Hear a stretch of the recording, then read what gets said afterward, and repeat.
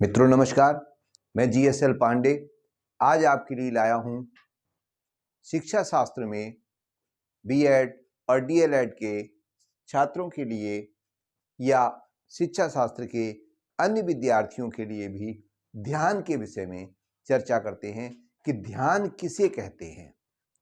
प्राय आपने सुना होगा अध्यापकों के मुंह से कहते हुए किसी पाठ को पढ़ाते समय कि ध्यान से सुने या ध्यान लगाइए।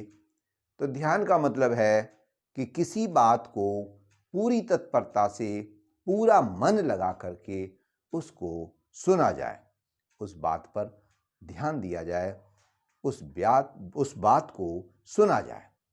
तो ध्यान के विषय में कुछ हम विभिन्न शिक्षा शास्त्रियों की परिभाषाएं देखते हैं।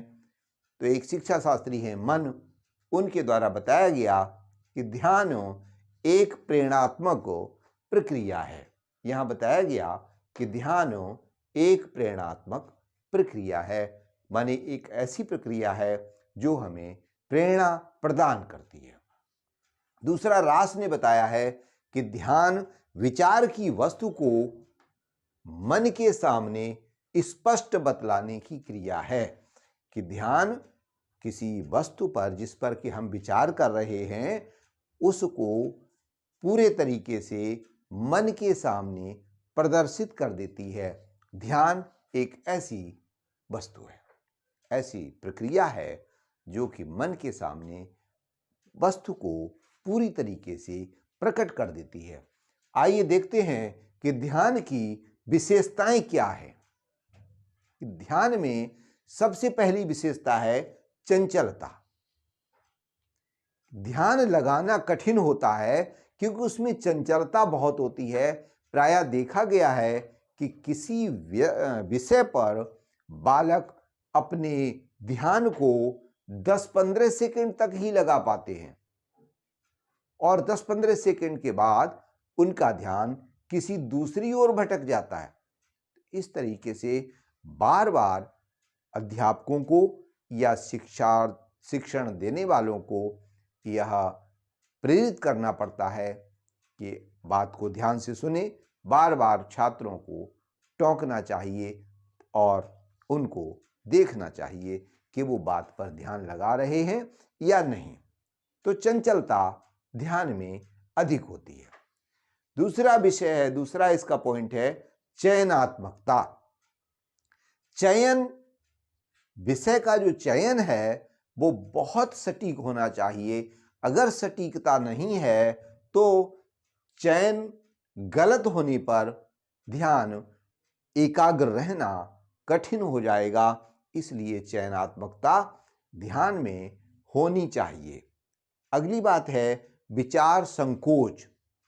ध्यान में एक चीज रहती है कि इसका विस्तार अधिक नहीं होता, अर्थात एक समय में किसी एक वस्तु पर ध्यान लगाया जा सकता है।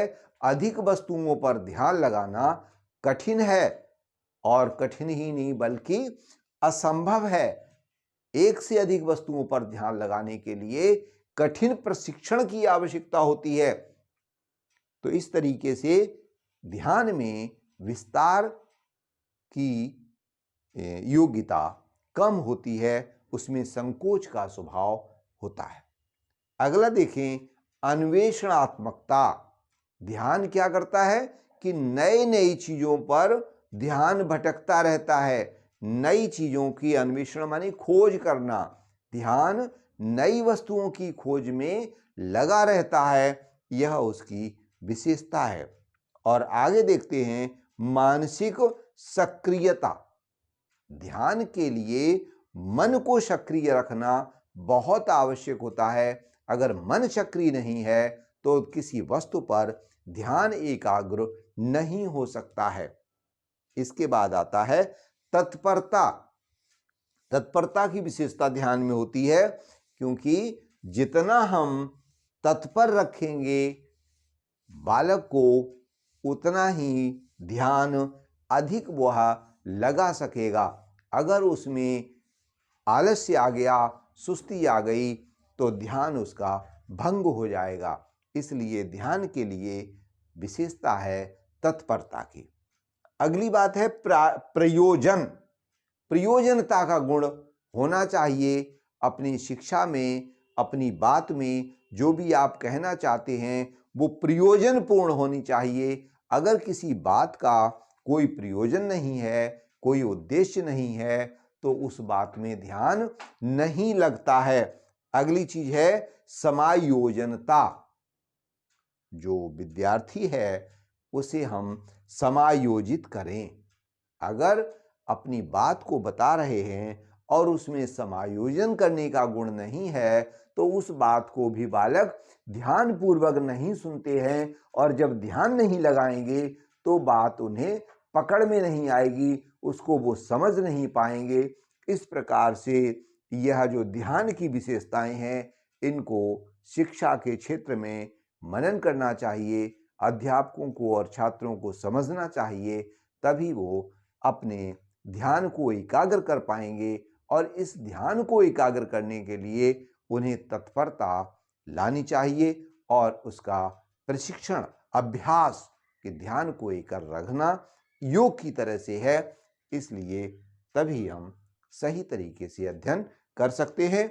मित्रों, आज का वीडियो हम यहीं समाप्त करते हैं।